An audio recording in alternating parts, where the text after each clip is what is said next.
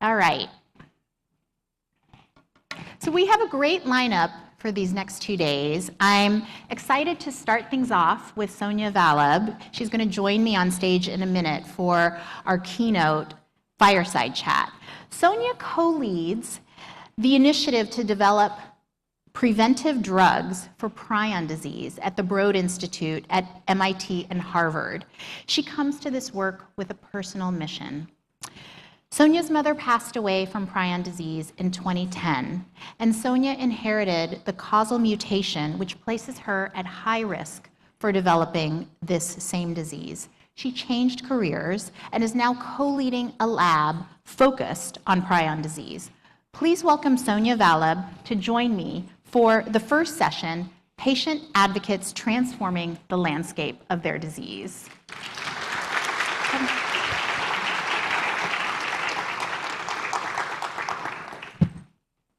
Thank you so much. All right, let me switch to, can I keep this microphone or do I need to use a handheld now? I'm good? Okay. I hope that's what is going on behind the screen. Well, Sonia, thank you so much for joining me for this fireside chat. I'm really honored to meet you after this is the first time that Sonia and I are meeting in person, so this is really fun for me. Your story is just incredibly compelling. Thank you. I mean, may it keep getting better, but thank you. Absolutely. Well, this is what we're here to learn about is how we continue to progress. And so for this kickoff session, what we wanted to do was talk about two very different diseases.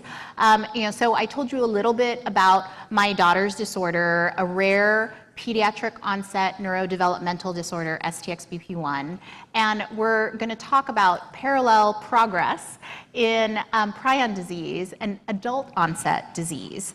And so we talked a little bit about my daughter's disorder and how we've been progressing research. We started a foundation in 2017, and really with this goal of translating basic research into then applying that into, how do we develop therapies and hopefully a cure for STXBP1. And so I'm hoping we can start out by you talking about your story and, how did your rare disease journey start? And then, I think my next question, just to also tee that up, is why did you decide to step up and switch careers? So that'll be great.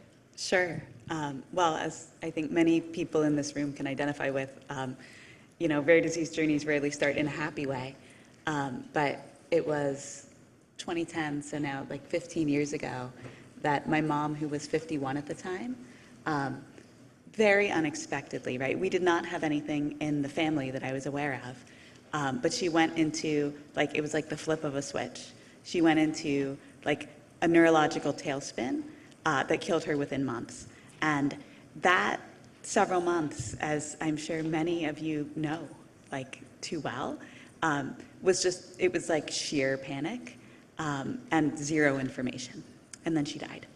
And it was after she died that we got her autopsy results and things started to sort of, become clear, but in a terrible way, because she had died of genetic prion disease. And, what did I know? So I had gone to law school, and I didn't have a biology background at all.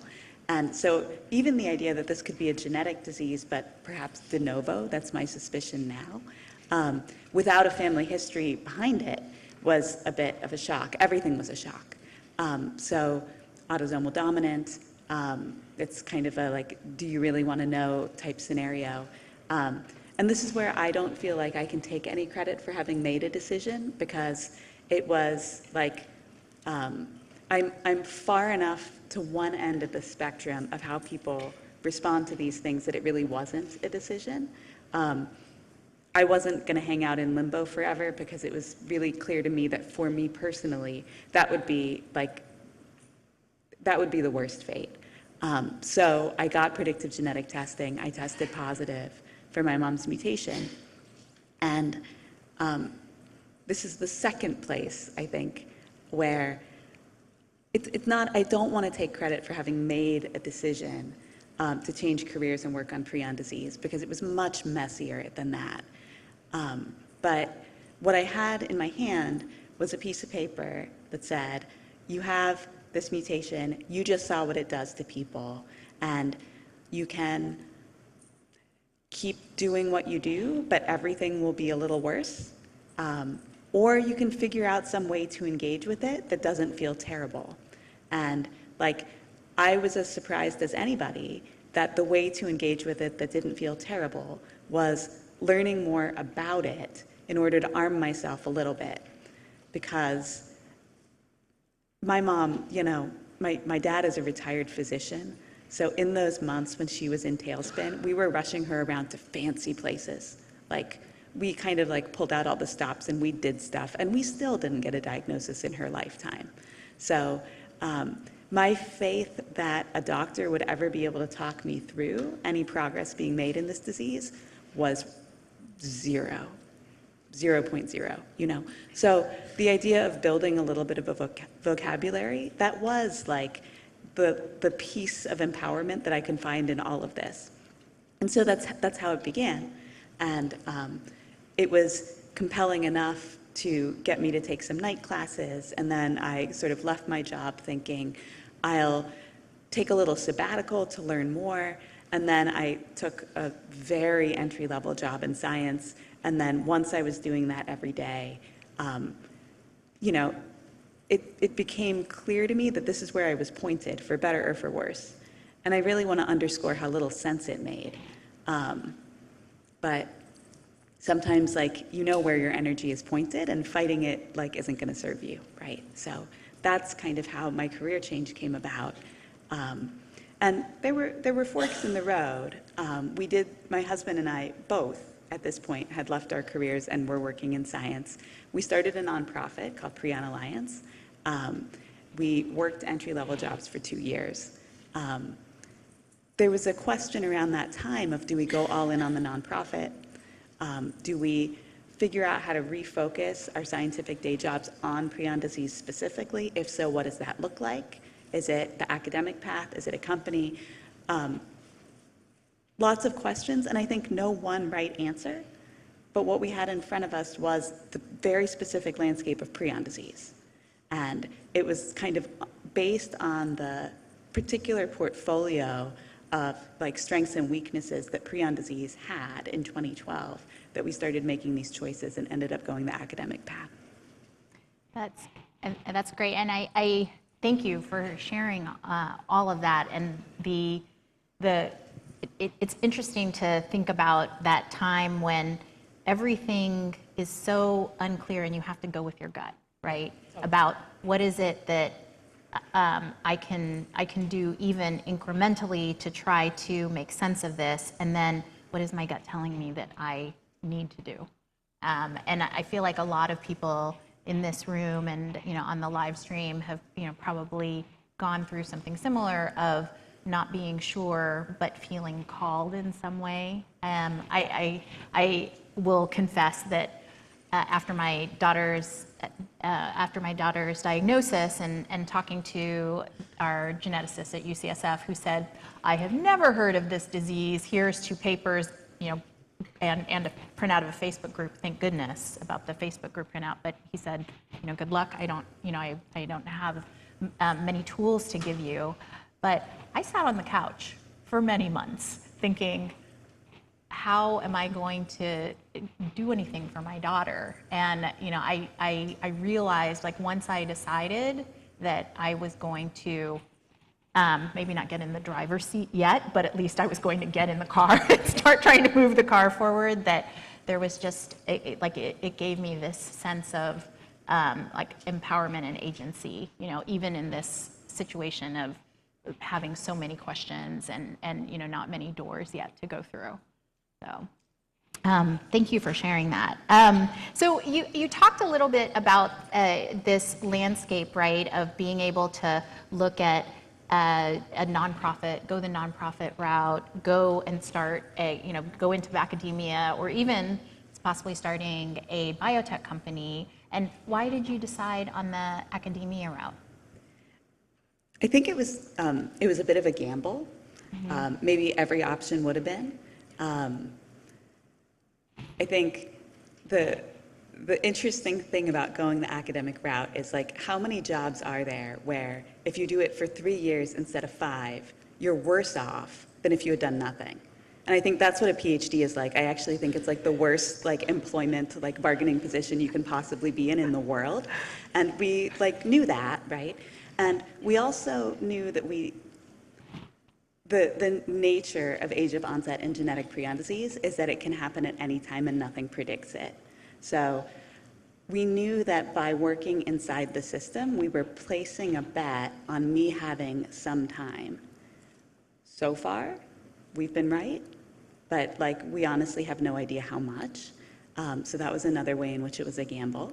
I guess the third thing was just related to that, knowing that we weren't going to be able to sort of like in good faith invest in a training period for its own sake. So we needed to find people who were willing to bet on the mission from the beginning and like trust us to learn as we went. And I still think that that was like a really, really bold thing to ask from the universe. And I think that we were exceptionally lucky to find it.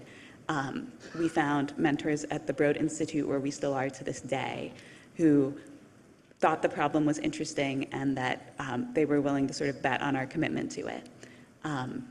So that was just lucky. And sort of from day one, we were working for Stuart Schreiber, also under the mentorship of Eric Lander, and they helped us shape our, earliest scientific sort of forays around our problem and pivot, like early and often.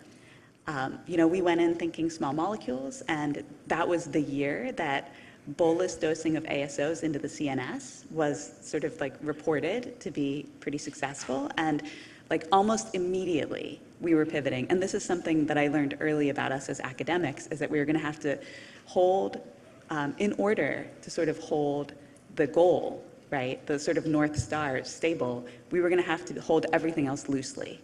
And that has sort of continued to be like the mandate for us. I think the nonprofit path makes lots of sense in so many diseases. And for us, prion disease was at this particular stage of scientific maturity where a lot was known about the basic biology. There have been 3 Nobel Prizes in prions. But the field was anchored in such a way that few people felt like inspired or empowered to like stand on that foundation and like reach for therapeutics. And it felt like that was the gap. There was already, we're really fortunate. There was already like a well-run biobank, and there was already a well-run patient org.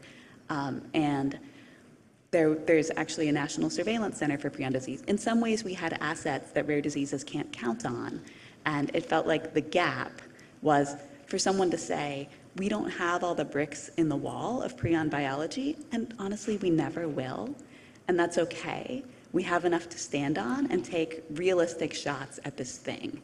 And that was an intersection between the maturity of the field and the maturity of platform technologies coming along on the other side. So I think it was sort of a fortunate historical moment where we were making this choice.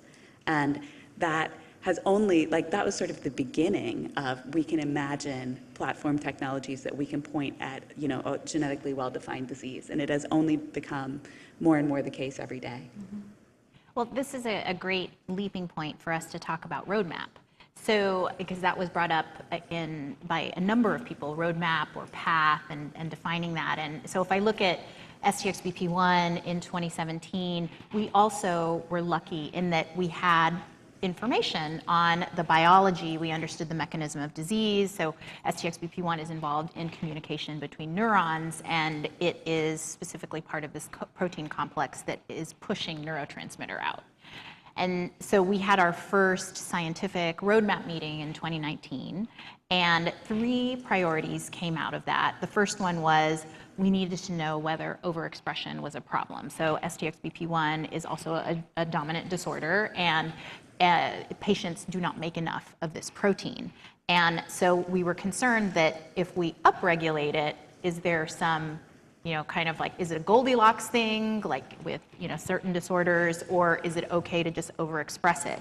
So we knew that that was a question we needed to answer for therapeutic development. The second thing was that we had, some, I'll call them larger, but larger for us at the time, studies of patients, but we didn't have a prospective natural history study. And so we knew that a goal of ours needed to be to develop a regulatory compliant natural history study. And then the third thing, which was a challenge, was that we had animal models, but the results that were coming out of those models was not consistent. And so we knew we needed to really deep dive into them, solidify the models, and understand what readouts we could use from those models. And so that really, for us in 2019, we had our first 3-year strategic plan for the foundation with our scientific advisors. Those 3 things became our roadmap. And so you started your lab in 2014, correct? And is sort of? It depends on how you count. Okay. Well, when you tell us about in that time, the 2011 to 2014 time, like, what did you come up with as your priorities, and what was that process? Yeah, so this has been a constantly evolving process, because I think if you'd asked me in the very beginning, like, what is your job? Like, what is the mission? I would have said, we need, like, the structure of the molecule that's going to treat/prevent prion disease. And then the mission started to sort of broaden as we identified, and I don't want to take credit for this at all. This came out of early conversations with Ionis, our first pharmaceutical partners, and we sat down with their neuroscience team, and Holly Cordes-Shevitz said to us, here's a list, like, do you have all these things? And it was exactly the things you just listed. Target engagement biomarker, humanized mouse model, patient registry, do you have the genetics of penetrance and age of onset? And that actually became the sort of, like, checklist for our PhD. Like, the chapters of mine and Eric's theses together are basically the list that she gave us that day. So the mission expanded to developability. And as that happened, even though the molecule stayed at the center, there was sort of like a dimmer switch on it, where our, as I came to understand the landscape better, and also it was changing in front of our eyes, like, my connection to discovering that molecule started to dim as I realized, actually, my job is to build a safe landing pad for a collaborator to, like, just come in, like, helicopter in and land right in the middle of this thing with their platform technology that might be able to be applied to our problem, which, like, is molecularly specifically to reduce the amount of prion protein in the brain. So I think, the way Eric talks about it, and he has this, like, analogy with pistachio, the nut, that rare disease is, like, it's not that it is never attractive to partners. It's a question of how much you have to pry the nut open, right, yourself, before it becomes delicious to someone else. And maybe for Alzheimer's, all the stuff I just listed is being done by companies, and God bless them. But for us, like, I think making our disease developable/attractive has meant building out all that stuff. And I've seen the nature of the conversations that we have change, Yes, I love the pistachio analogy. That's a much more attractive thing to think of than these words like de-risking, right? Yeah. But I love that. And so, let's fast forward a little bit to, today. You in the early days were really focused on the developability, this landing pad, right? Peeling back the shell and, the layers of the pistachio. And I think that that's critical for all of, our rare diseases to make them investable, basically. Like, I think that one of the key roles that the foundations and the committed academics that we have in the early days is creating that landing pad. And so do you feel like you have the landing pad now, and what's happening today in terms of your focus of your research? Totally. I mean, it's a work in progress and it's a life's work, but do we have a lot more than what we started with? Definitely. And we will keep expanding and refining it. When I think about our lab, like, really it's like, for me, the central theme of it is having a diversified portfolio and like diversified on as many dimensions as possible, because if you're really committed to one problem, you got to come at it every which way. And this cycles back to your earlier question about starting a company. I think we are very lucky in the way we're positioned at sort of the interface of academia and other, because we can place a lot of bets. And so we have programs that we've partnered with companies, and we have programs that we run internally ourselves. And across modalities, like we are going at the DNA, we're going at the RNA, and we're going at the protein. Like across, like, you know, delivery methods, we have things that are intrathecal, we have things that may be intravenous, we hope to have someday something that is oral.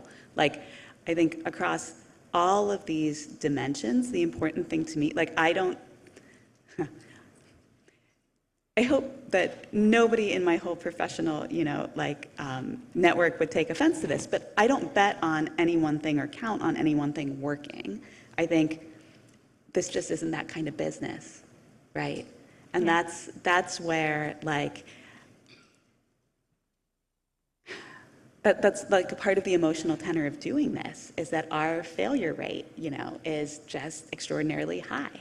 That is the most different thing between this and everything else I ever did or thought about doing professionally. So I think just building around that, right, has become part of my job. Like taking every single dimension of risk and trying to make a map of different options, which, you know, if any particular company fails, pivots, or change their mind, we have other partners we rely on. If everybody fails me, we have our drug development programs that we're running internally. If it turns out that we just can't get enough drug to enough neurons intrathecally, then we have, not as, you know, as up and coming in the pipeline, but a little further down, we have other things we can try. And that's, you know, it's what I tell the lab, and we hire in a particular way. When I look around our lab, it's almost all research scientists, not trainees, which is not to say anything against trainees, but what I tell everybody when they start is, like, what you're buying into is the mission. And any particular project, if we learn tomorrow that this is never going to save anybody's life, we like thank it for everything it taught us, and we say goodbye, you know. So I think we all need to be bought in to the like higher level gestalt of what we're trying to do, and like it's a constant process of letting go and not getting too attached to any one thing, because, you know, we've been at this for a while now and we have a track record in X or Y, whatever. That doesn't mean that the next grant should be on X or Y. Right? We're like constantly learning what can do the job better. Yeah. I think for me right now, the most painful thing, and I'm sure this is true for lots of people in this room, is making the transition from the period where I felt that the jeopardy was almost entirely scientific to now having enough preclinical data and enough tools in the toolbox that I think the jeopardy has shifted. And it's now a question of whether we can execute and operationalize in our lifetimes and in time for the people I know. And that is like human systems jeopardy. And that's like a lot harder for me in some ways, because A, no one has ever looked me in the eye and said, Sonia Vallabh, I hope you don't succeed. So I don't think there is any individual actor within these human systems who's like rooting against us, or any of us, right? And yet, like, somehow human systems become abstracted from the individuals they're composed of, right? And they like don't necessarily reflect the values that each of us hold individually. So like, what do we do with that? How do we be in dialogue with our systems that, after all, we built? and actually make them work for us. And how do we make that happen fast? So I don't want to lose to an unworthy opponent, right? So that's maybe the hardest thing these days. Well, it is also frustrating because it goes back to the beginning of the reason that we're doing this, right? The reason that we're doing this is for the patients and for the community and trying to make an impact and realizing that even if you have something that works in a petri dish, you know, like what the process to get that to a human is not overnight. It's far from overnight. I want to play back something that just to kind of talk about timeframes, because I talked in the kickoff comments around how things are moving so much more quickly, you know, than even when, you know, you started and when we started for STXBP1, people who are starting, you know, in the last 2 years can run in ways that weren't possible 10 or 15 years ago, just because of where we are. But, you know, making a model still takes a lot of time. You know, we're actually, for STXBP1, we have been working on a humanized mouse, and it has been challenging, you know, and we now have one, but it's not a great model, you know, and you just, you get frustrated, or I get frustrated because, you you need this tool. And there are certain situations where you actually, that model can't be built for some reason, or you have to have a very different change of strategy. And there are, you know, so there are some pieces where you still have to walk, like you still have to do the work. It still takes the time that it's going to take. And I think I want to kind of relate that for people, because also thinking about where you are now in terms of having, you know, tested multiple therapeutic modalities and, you know, having a diversified pipeline, which I love, is something that, you know, is a multi-year process. And I think that the other thing that, I like for a lot of advocates, initially it's getting that first project, you know, kind of launched.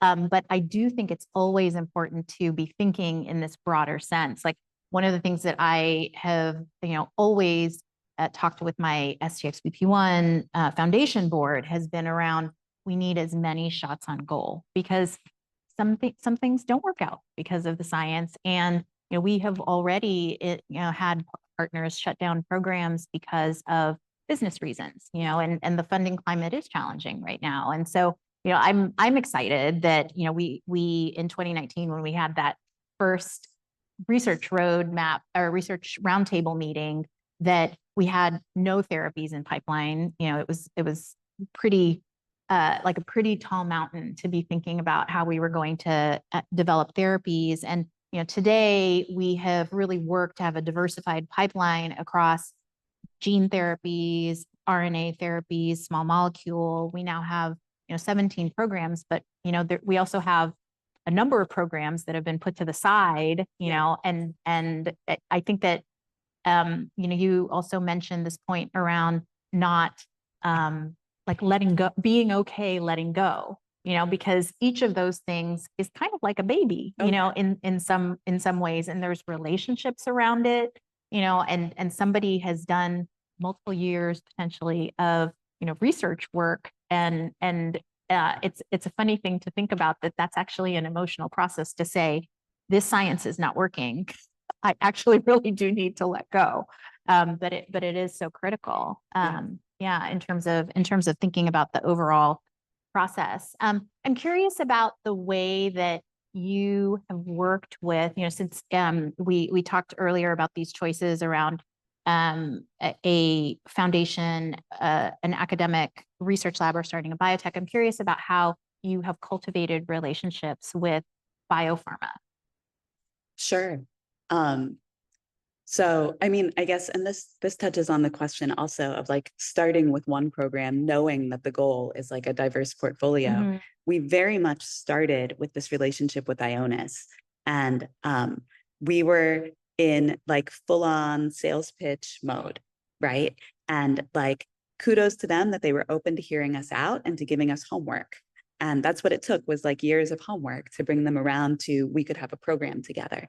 I think going all in on, and I remember being asked by one of our advisors at the time, like, do you want to put all your eggs in this basket? And, you know, we're talking like 2015, 2016. I was like, this is the basket. I don't know. I can't carry all the eggs. Like, this is the basket.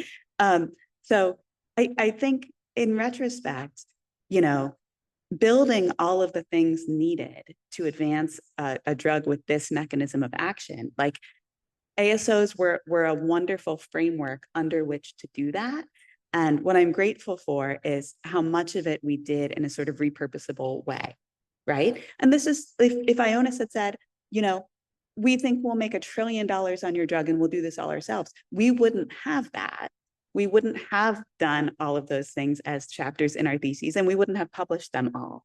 And I think actually what we did was like pave a road that I now want other programs to be able to run down at, you know, a much swifter pace.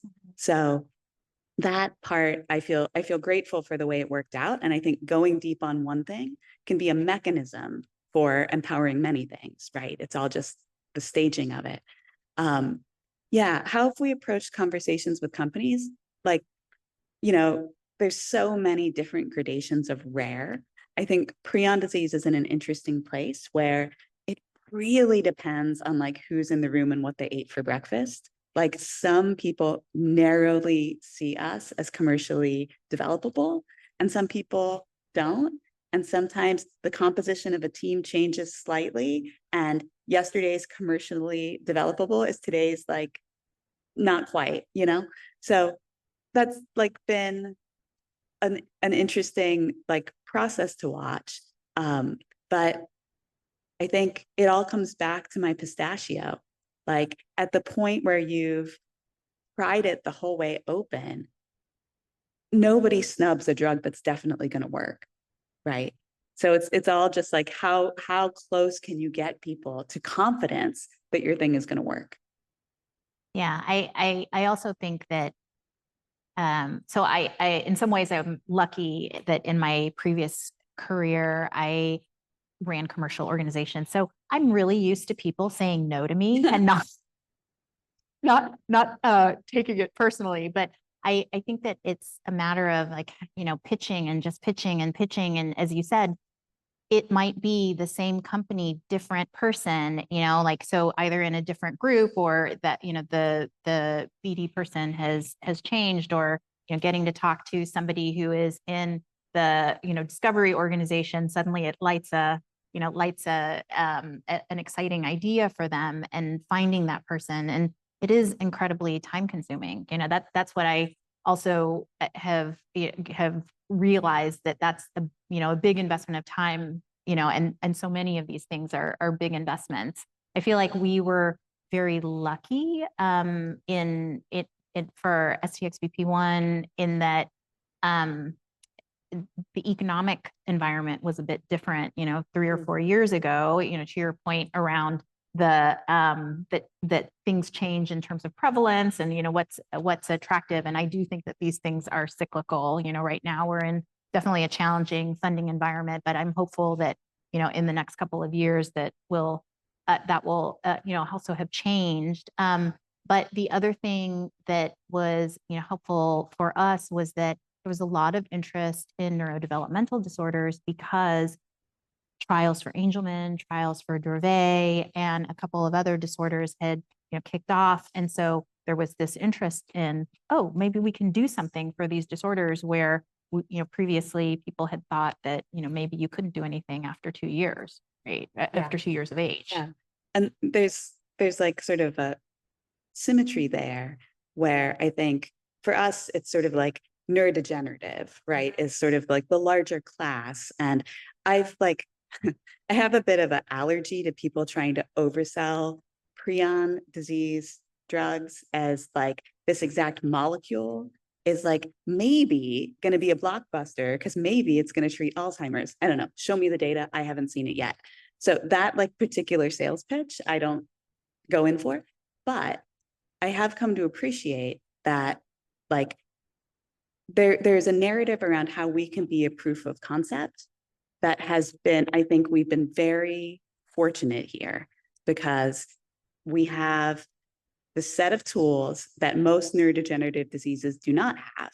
Like we have like a really, really faithful and terminal mouse model where we can show we lowered the one protein and these mice that would have died at 5 months lived for 2 years, right?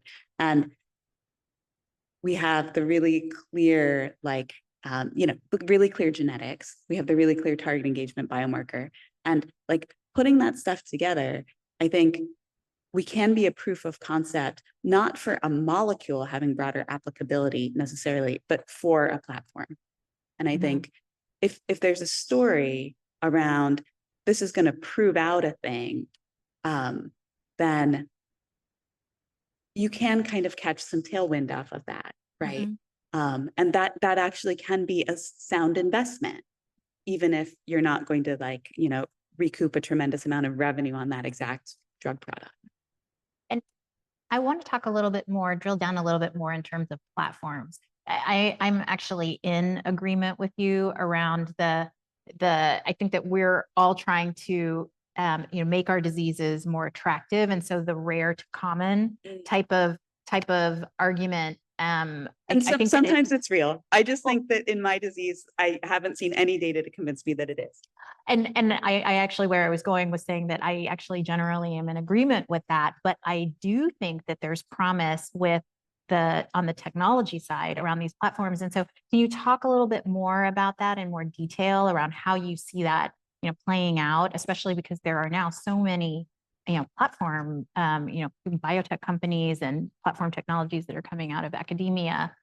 What does that really look like for an individual, disease initially, and then potentially to other diseases? Sure.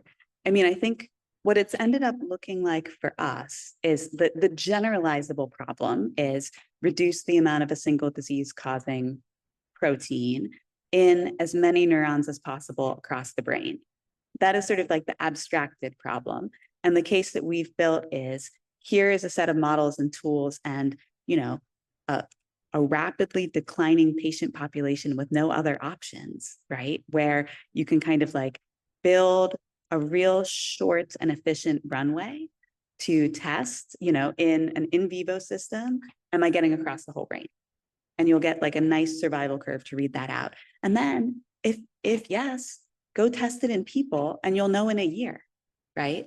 And so I think in our particular case, that's how the specific problem has like kind of like been abstracted into a thing, into sort of like a formula that might have more general applicability. But I think I can imagine other versions of this where like, maybe it's like a particular cell type, or maybe it's a particular stage in a disease process, or like, what is it that like you're in a position to show is possible, I guess. Yeah. And that could be shared by other conditions. Absolutely. I wanted to switch gears a little bit. And so we've been talking about leadership as a key theme from a Global Genes perspective in terms of our strategic plan. And you mentioned Eric. So you have this cool personal wrinkle where you and your husband are co-leading a lab. And so how does that work out, like, in terms of, and how is that actually like matured and changed over time? Because this has been like, a 10-year partnership that you've had, in addition to your marriage. Yeah. It's changed a lot. I don't think running a lab is a one-person job. I think people who try to do it as a one-person job are nuts. Y'all should find a co-PI.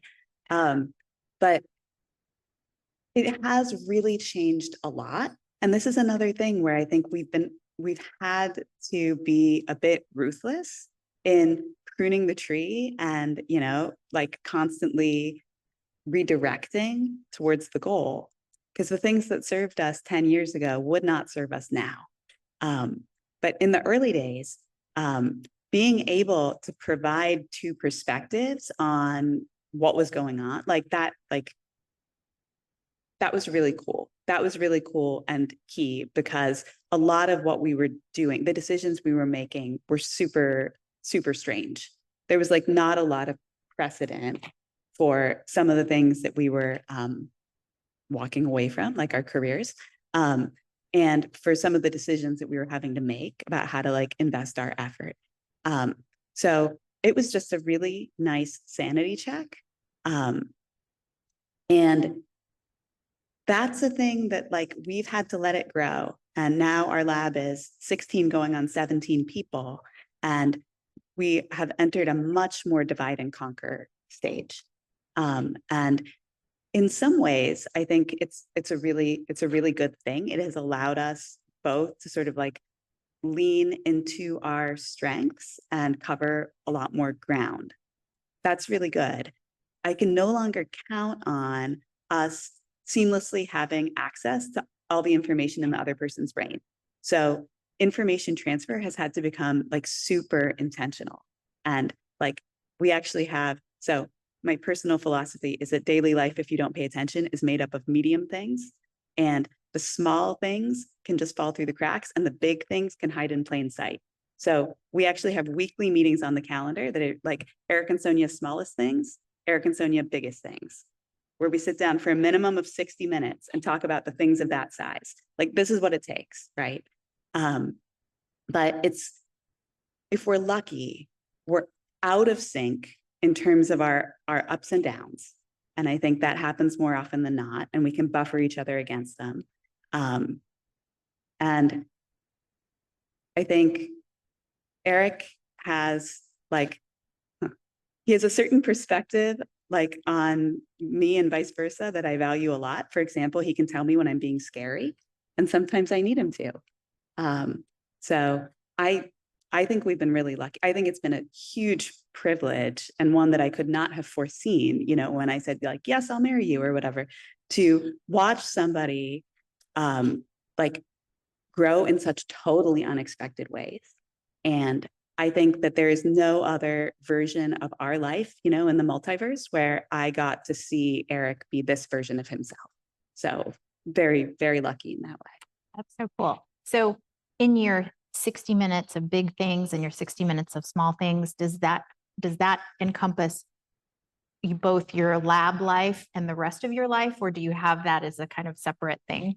Oh, I mean, we're talking about some pretty porous boundaries here. Like smallest things does have to cover who's dropping off the kids and who's picking them up, because that like directly bears on my workday.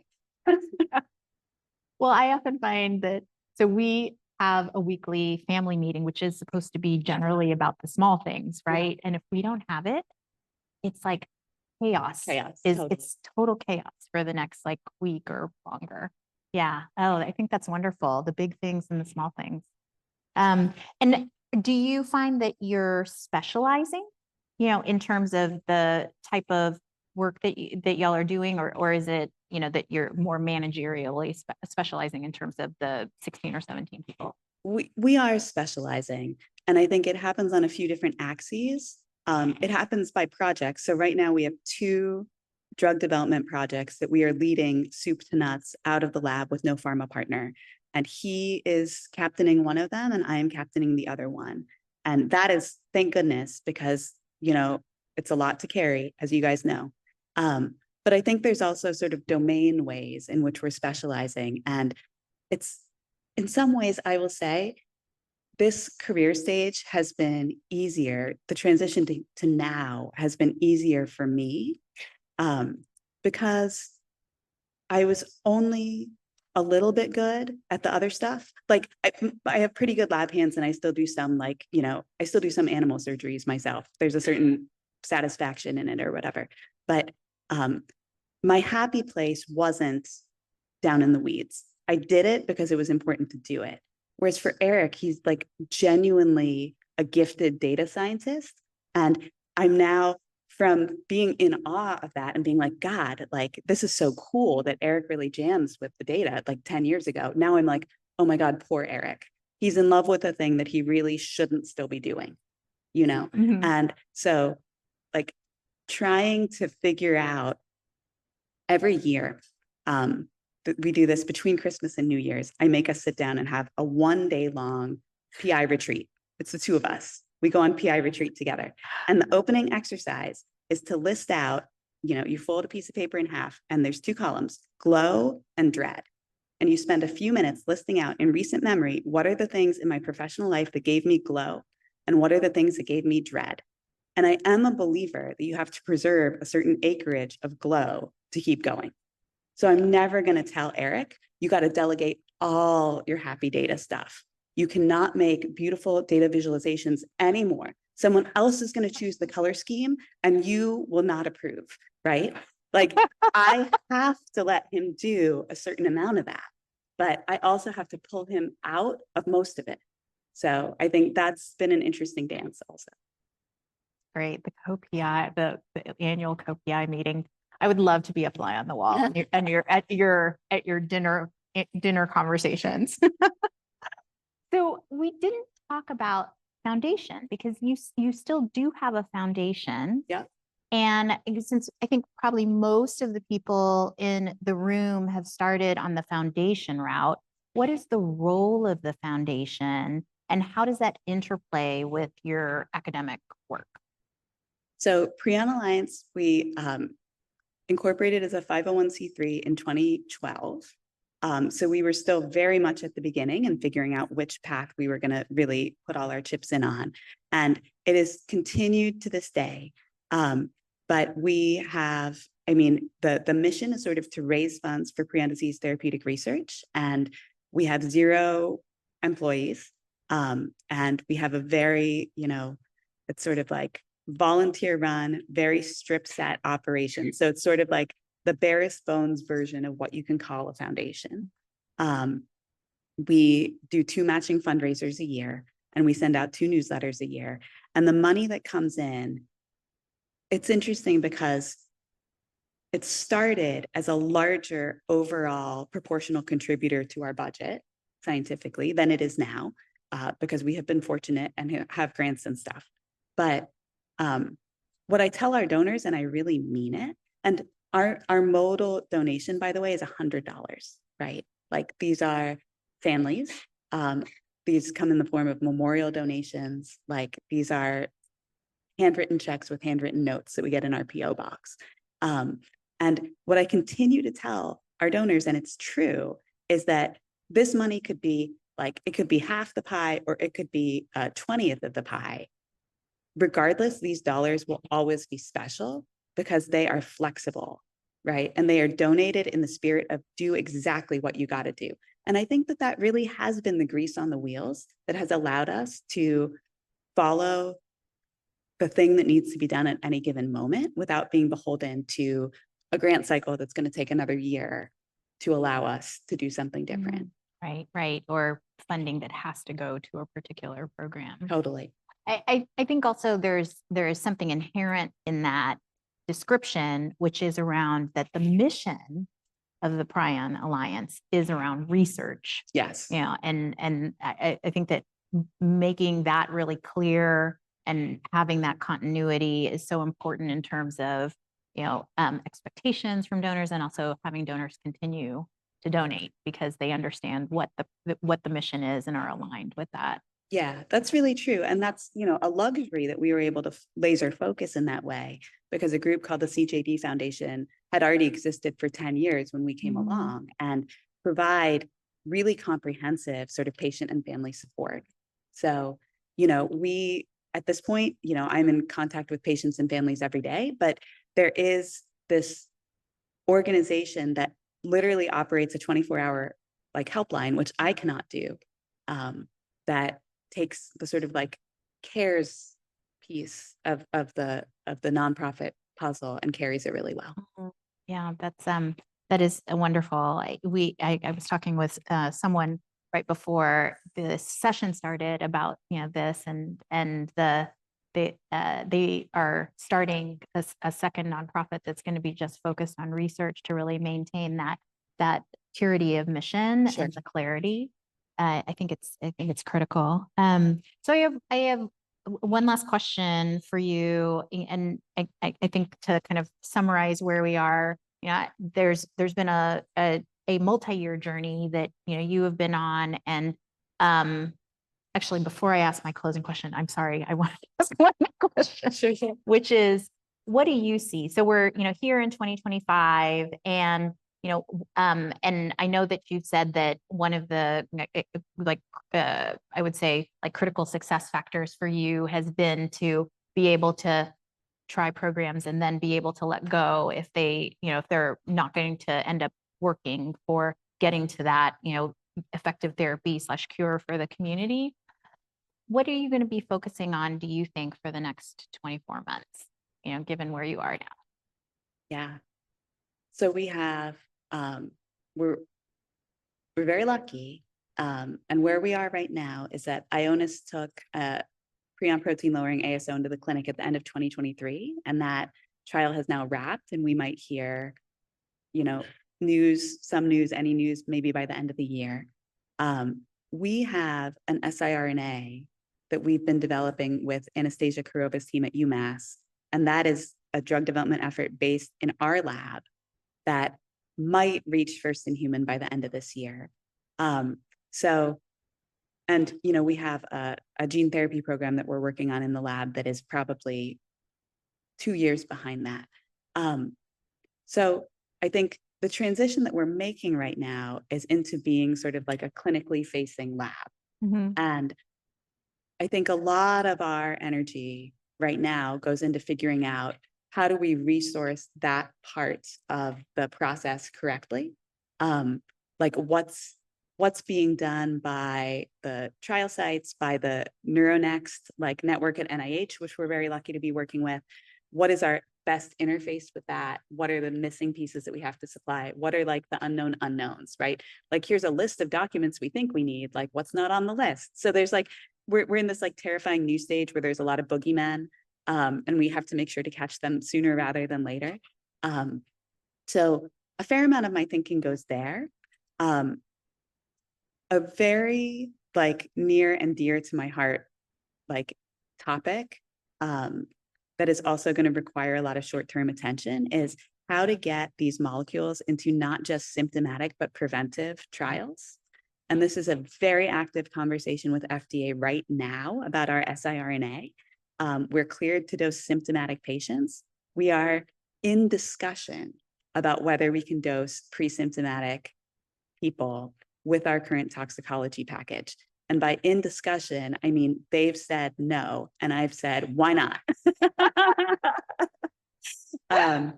So it's, I think, really important, not just for prion disease, where so the average patient dies in 5 months from their first symptom. And that's with all the biases of retrospect. That's looking back and being there was that day when she got into that weird fender bender. Surely that was the beginning of dementia. You never would have said that at the time, right? So when I actually talk to people, which every summer CJD Foundation hosts a patient researcher conference where we all get together. It's patients, families, survivors, carriers, researchers, clinicians, people from the CDC, people from the surveillance center. CJD Foundation does a lot of good things. That is the best thing they do. And I now take people from my lab every year. And most of what you do, I mean, there's talks, whatever, but most of what you do is sit down with people at breakfast and hear their stories. And I think that's been super powerful for our community. At any rate, I was there recently, and the stories that you hear are not on the order of months, they're on the order of weeks. And people actually, for whatever reason, this time we're saying it in days. She had her first, what I really would call her first symptom, and then she was dead 45 days later, right? She was dead 36 days later. So these are crazy short time frames, and you can't even get in to see a doctor. Let's be real. You can't get in to see a neurologist in that amount of time. You can't enroll in a trial in that amount of time. I'm going to fight like crazy to do the best symptomatic trials I think can humanly be done in this disease. But let's be real. Where we have advanced notice, we treat before any of that happens. This is so important to me because I think it is not just the truth for prion disease. I think it is the truth for everything degenerative. And I think it's obvious, and it's not how our system is built. Well, the system's wrong. I'm not wrong. I promise. So the thing we need to do is set a precedent in this disease where this message is crystal clear. Like there couldn't be a clearer case for treating based on your genotype as your symptom.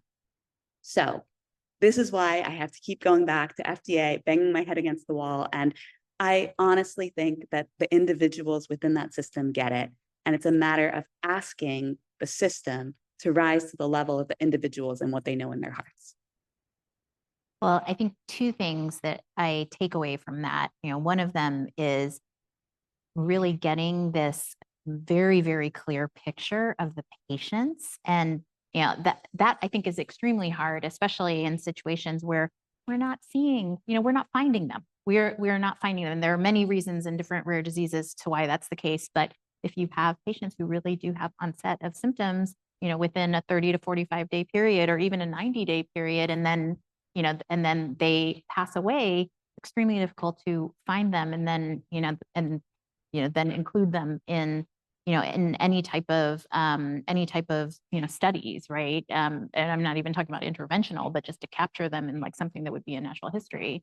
The other thing that I think is important, because it is the type of study design that you're talking about, and the type of ability to act before symptoms happen is true beyond neurodegenerative disorders. I also think that this changing the way that the FDA or regulatory bodies have been doing things in the past, we're trying to do that across so many different areas, whether it be biomarkers, endpoints, cohorts. And so it's just a matter of like continuing to like not take no, and find the right way. Because I agree with you. Like I have been, it's not an easy path, but I've been really heartened by individual discussions, and it's a matter of figuring out how we as a collective can make this, make change there, because, they are listening. And it's just a question of, navigating that path, which is of course not easy, but critical. Yeah. Yeah. So I wanted to just ask you one last question, which is, what is your advice, closing question, what is your advice for the advocates here who are very early in their work?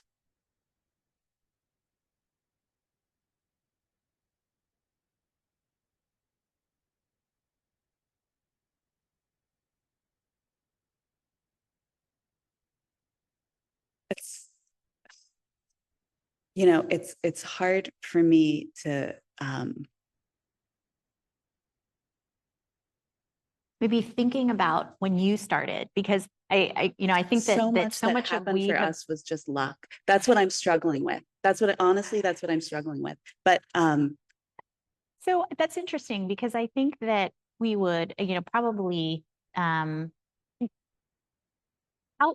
right, is a lot of really hard work and then some luck, right? I think it always is. Yeah. And I agree with you on that point, like how it just, there are certain things that maybe don't happen, but then there are the things that were really important that did happen, and that's kismet, not all of the 100,000 hours of work that happened before that. But I'm also thinking about, for, we've been talking a lot about, now there's multiple drug programs and, both of our diseases that we focus on, but in the early stages, what are the things that you would share with an advocate here who's, at the front of that, and not thinking yet about like, how do I create the diversified pipeline, wanting to create the diversified pipeline, but are really in that early stage of just kickstarting things. Totally.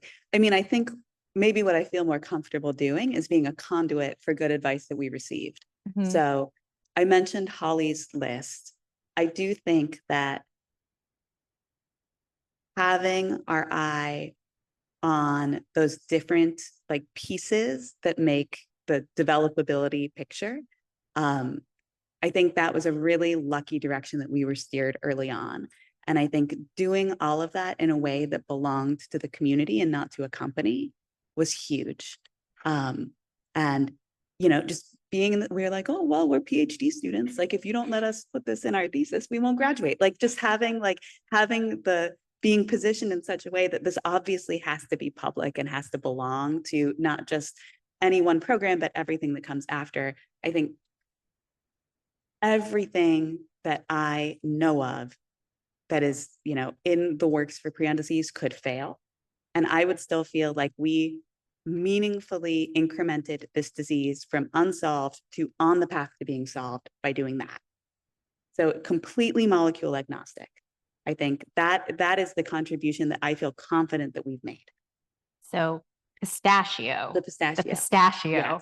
Yes. And I think an important thing that I want to draw out of that is this point about, pre-competitive, in the, public, in the public arena, because I think that that's a really important role that patient advocates can play. The playbook, the old playbook of everything is, kind of proprietary. It doesn't work in the same way in rare disease, and patient advocates really can play a huge role in making sure that as much as possible is outside, in the public domain, shareable with partners, because who doesn't want to share a pistachio? Yeah, that's right. I think the other thing that I've I'm constantly trying to learn to be more aware of this and more thoughtful about it is the interesting trade-off between resources and control, right? Because I think our programs exist on a spectrum of how much we are footing the bill and how much control we have versus the relief of not having to foot the bill and all of the agony of not having as much control. And I think having thoughtful conversations up front about what role we continue to play in programs that are going to graduate from being, sort of preclinical partnerships to being a clinical program that someone else is running. That's another interesting process that we're going through right now, that it involves a lot of learnings for me. Yeah, but I'll go back for a minute to the thing about luck. And I say that we've been unbelievably lucky, because if you had told me when I was walking away from my old job and doing something that really genuinely appeared to make no sense, if you told me someday you're going to get to run a lab in this disease and you're going to have drug molecules that you think are worth testing in people, it would have seemed unbelievable, almost too good to imagine, good fortune. And yet we don't know if we're going to succeed, right? So I think it's sort of on a log scale. You can have so much going your way and still genuinely I have no idea, and I can tell you at any given moment who in my community is dying right now and we were not in time for them. So I struggle with the how much we've done piece, because how can it be that we've been at this, working like the devil since whenever, and still a person who gets in touch with me today, I can't actually tell them something materially different. I can be nicer, but I can't tell them something materially different than what was said when my mom was sick. So that is stunning to me. Yeah, and it is, and at the same time, we have to take, pride and comfort in that we are changing the face. We are changing the face of these diseases. It is still a work in progress. But, hopefully we can meet again here in a couple of years and have, some new results. I am definitely excited to hear the the outputs of the IONIS study and your other work, and hopefully we'll have some results on this new gene therapy trial for my daughter's disorder. Yes. So Sonia, this has been a delight. Thank you so much. Thank you, Charlene.